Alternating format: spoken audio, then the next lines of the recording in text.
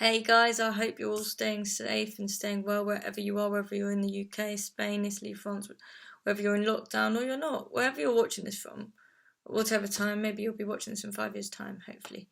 Times will have improved by then. But I want to talk about something that happened recently, and it really made me think and question something that everyone in Britain kind of just says how great it is, brings in tourism, they love the Queen's speech on Christmas Day. But everyone says about the good things. And yes, there have been criticisms here and there, and there's the arguments and the fights between William and Harry and this and that, and the criticism Meghan's been getting. But I really want to dig deep on this, and I've actually made a list of things that I want to say to you. And this topic is going to be about the royals. So, without further ado, I shall begin.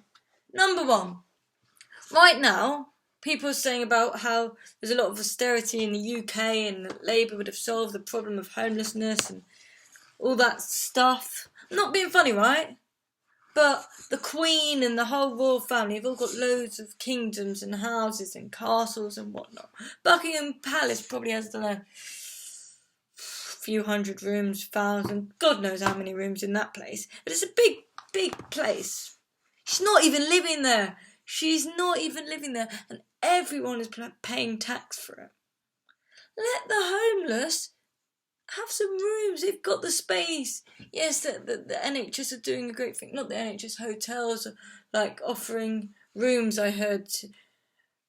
But it shouldn't be for hotels to do when they're closed or whatever. Yeah, I understand there's some complications, but I mean, the fact that we have a royal family, we're paying all that money.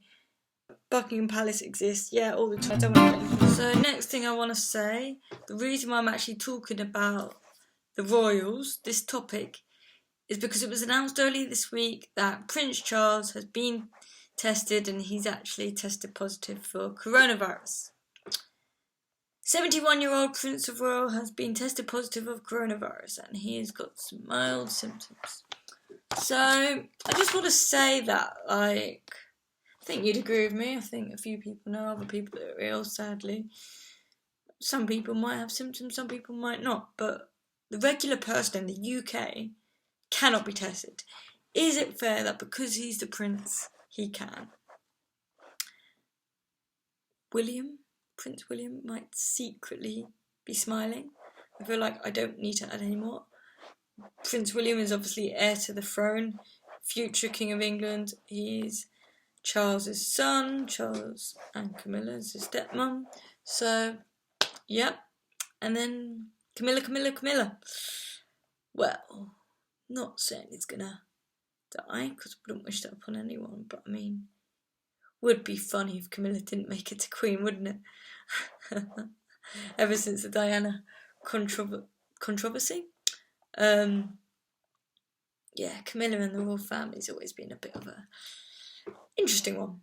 And also, I think if you were to ask Prince Charles the question, would you rather test positive for coronavirus and have the wealth, because obviously he's got a lot of wealth, or would you rather not test positive and have the health? I'm sure he would say not test positive and have the good health, because good health is better than wealth, and he had no choice, right, about being in the royal family, so can't really blame him. But yeah. Now the Queen, the leader of the UK, not politically, that would be Boris Johnson, but the royal leader, our Queen, God Save the Queen, our national anthem, which I have got a strong opinion on, but we won't get to that now. Maybe another time, maybe not. I just don't think it should be God Save the Queen, really. It's not the best national anthem compared to other countries. I think we could have Land of Hope and Glory or something else. But hey ho, we've got God Save the Queen, because obviously the Queen's more important than everyone.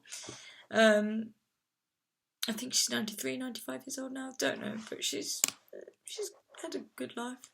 Anyway, is she doing much to help? Yeah, she's self-isolating at Windsor Castle like everybody else. Could she do more than that? Could she make some speeches? Could she volunteer, like speak to NHS? Obviously she can't meet anyone. But I don't know. Could she do chats on the telephone? Who knows? What happens, guys? Just want to know, if you were to say you don't like the Queen, everyone just jumps on the bandwagon, right? Everybody. Do you like the Queen? Yeah, I love the Queen. Do you like the Queen? Yeah? What's not to like? Yeah, I like her. I think she's a wonderful leader of our country. England wouldn't be the same without the Queen. Look at the tourism she brings in. Well, I'll have you know, there's a lot of countries that have a lot of tourists and a lot of cities that don't have a royal family right now. We've still got big tourist points like Big Ben, London Eye, Tower of London, and more and more and more. There's numerous tourist sites in London, regardless of the royal family. So yeah, maybe she does bring in tourism, but I don't think anything would be different if we didn't have a royal family. People would still visit Buckingham Palace, regardless of if there was a monarchy or not. Let me tell you that, that's a fact. Because it's a palace and you want to see it. So, just because there's nobody living there, you know. And people say they like her. She's old and she's cute. She's got like grey white hair. Mate, you don't even like your grandma. When people say, oh, we're going to the grandparents, some of you don't even want to see them. Some of you don't mix with your grandma. You find them annoying, they're old, they're impatient. And I'm not being funny, but the Queen has a job. She makes a speech once a year, Christmas Day, once. And then, what else? Oh yes, she's got the difficult job of naming things. Oh, I'll call it the Queen Elizabeth ship, the Queen Elizabeth Olympic Park Stadium, the Queen Elizabeth line. Oh, such a difficult job. But hey ho, if you like her, you like her. But don't be afraid to say you don't like her just because you're scared about what other people would think.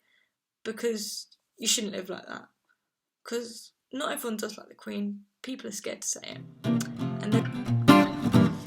And almost near the final point of this list, I've got one thing left to say. Two things, actually. Harry and Meghan. Harry and Meghan. That's Meghan Markle, the actress that used to be in Suits, and that's Harry, Ginger Harry, that everybody loves. Well, William doesn't, but everybody else. Anyway, there's been all the fights between Harry and William, Meghan, Kate, all the palaver, shall we call it, all the kerfuffle. Nobody knows what's going on in this royal family. Why have a royal family if there's going to be arguments all the time? It's not healthy, it's unfair on the Queen, whether you like her or not. She's got to deal with it all. Harry and Meghan left the royal family without even being in touch with the Queen. She didn't even know. They left for obvious reasons. They didn't want to be part of it. They didn't see the need of all the money. Meghan was used to being an actress and she wanted her job back. She wanted to be a normal, a regular celebrity again. Wouldn't say a regular person, because she was always a famous actress anyway.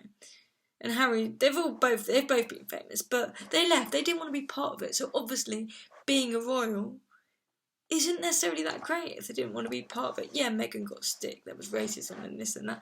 Should she have married Harry? There was all that. But at the end of the day, they left. So I think that just clarifies that being a royal isn't that great. Do we need a royal family? No. Do they bring in tourism? Yes, but we'll still have other ways to bring in tourism. Are they doing enough to help everybody, communities and stuff? No. I think I've listed about enough reasons why the royal family isn't the best thing for our country. And you may hate this video, and you might disagree with everything I'm saying, because obviously there are counter arguments. But I just want to say that other people have these views. Some of these views are my own, some of them are not. People have different views on the royal family, but not enough people look at these different views. Everybody thinks the royals are great. We all love the Queen. Camilla's controversial, the fighting between Harry and Will, Harry and Meghan left, all the money, the taxes, everybody's paying for them, and the security. But they're the same as everybody else. What people don't see is they're just like you and they're just like me. I pointed at the wrong things, but never mind. Like, we're all born the same. Whether you're black, white, whether you're tall, you're short, whether you're fat, you're thin. You're born how you're born. Whether you're male, you're female, or you're something else these days. Well, I'm sure you're still born male or female, but anyway. the fact is, because they are royal, they are not more special. You may like them, but you don't know them. You can't judge. If you don't like your grandma, how can you say you like the Queen? Like, come on. Yeah, she's a great ambassador and that, but she names things after herself. Everything's Queen Elizabeth, this and that. The one thing I will say is I did love that Jubilee concert a few years ago. I think it was 2012 or 2013 or something. That was a mad concert. But like, yeah, I just think people need to see this other side to the royal family that people forget about. Because everything's good, everything's smooth. But the truth is, it's not. Would be interested to hear your views in the comments. So remember to like, comment and subscribe. Or tell me what you think about the royals.